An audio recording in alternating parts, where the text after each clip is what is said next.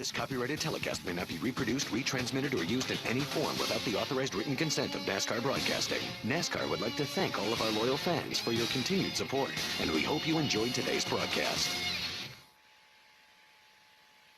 Maintain their speed right there.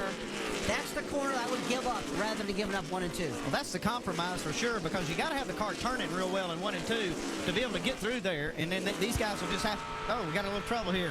Contact. It is Stephen Wallace and the Home Life Communities Dodge up across the racetrack and just tags the outside wall here in lap number 5. And that will bring out the first caution flag of the night.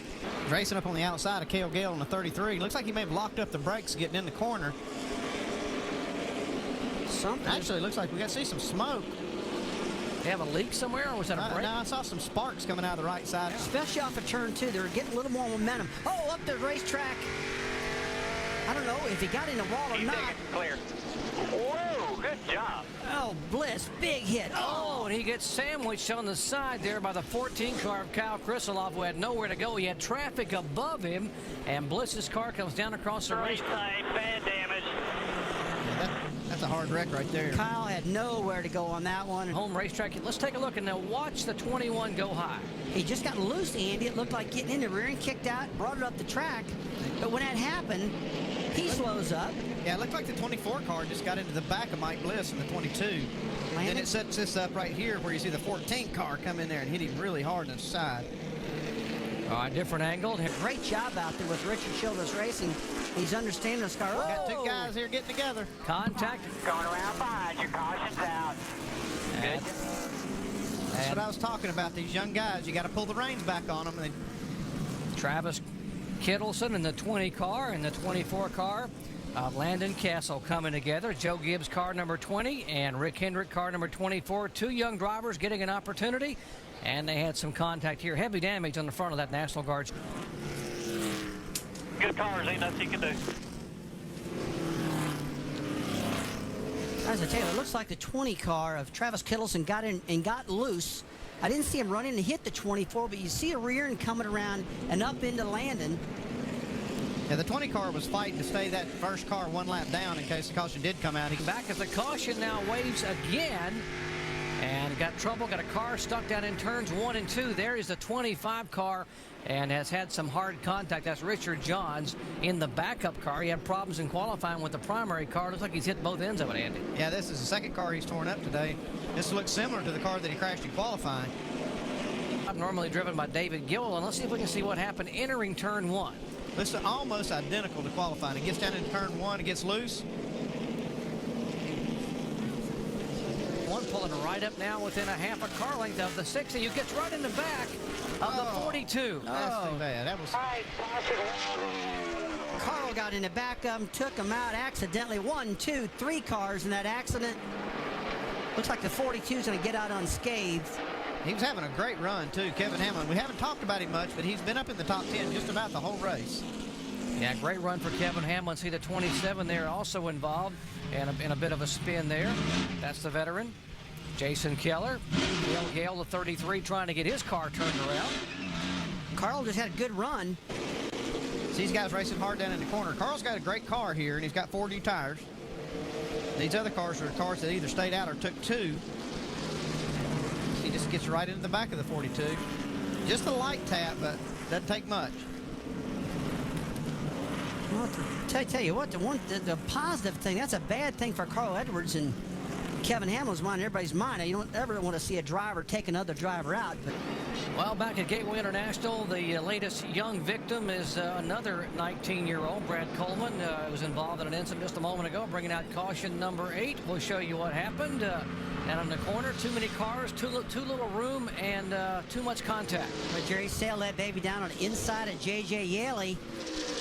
Forced Yaley up the track, no contact, but they both run up, got to get out of the throttle, and they all run out of real estate. And Bobby East in the 37 car gets into him. And then Kelly Byers gets involved. Yeah, Bobby East had car, and now there's trouble on the racetrack. And it's the 60 car, our points leader, Carl Edwards, and Coming his to you guys, here we come, coming to you. And I think we're fine. Let's just, I just hit the rear. You know what I'm saying? We can keep running. 4 tires on it. 4 tires Heavy rear end damage. Pierre Cattell there on the pits for the 60 car of Carl Edwards. Caution number 9 on the day. He goes sailing down into the corner.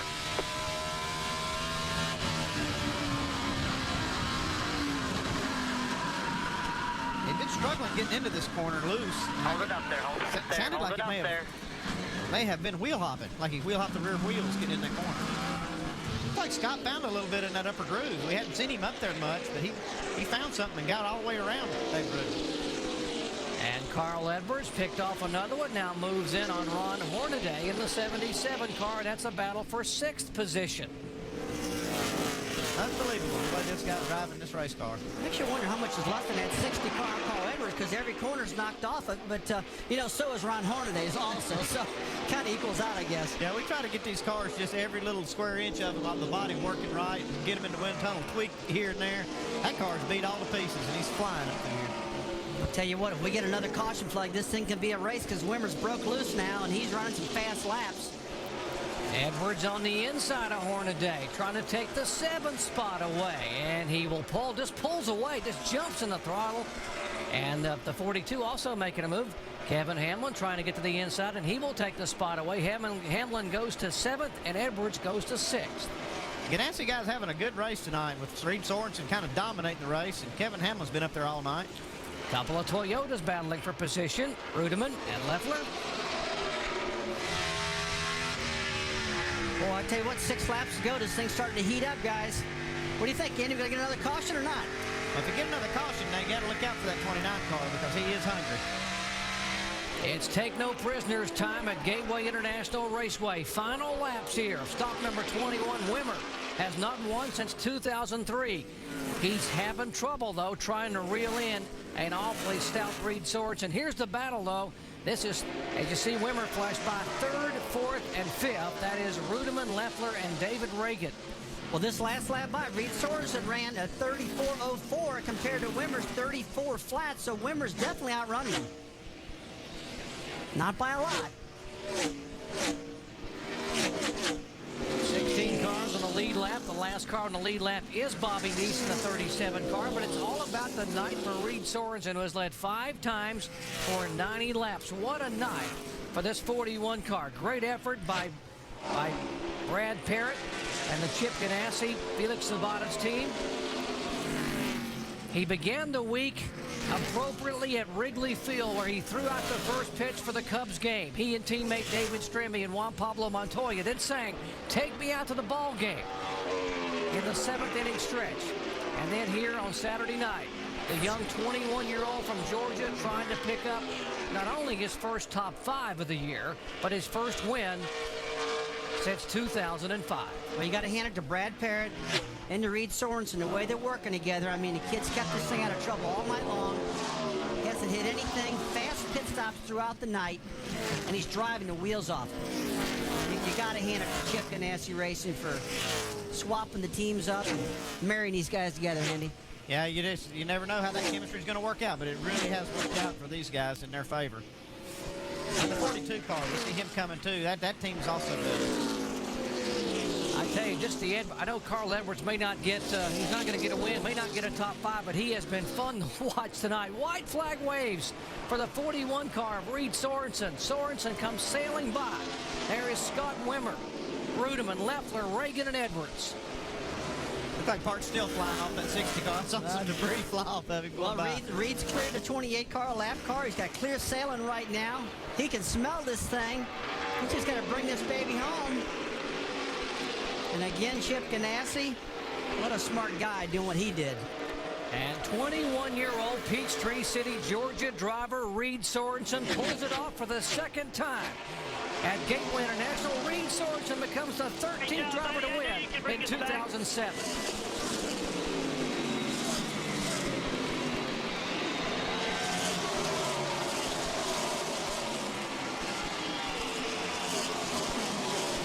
Sorensen, Wimmer, Rudeman.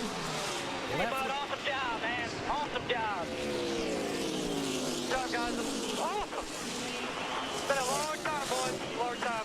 You said everything. It's awesome, guys. Can't say anything else. Hey, bud, if you're doing this, And that That would be Brad Parrott, 18th win as a crew chief. And Brad Parrott was a crew chief earlier in the year when Juan Pablo Montoya won at Mexico City. He's now the crew chief here for Reed Sorensen's third career win at Gateway International. Let's check down with Shannon. This copyrighted telecast may not be reproduced, retransmitted, or used in any form without the authorized written consent of NASCAR Broadcasting. NASCAR would like to thank all of our loyal fans for your continued support, and we hope you enjoyed today's broadcast.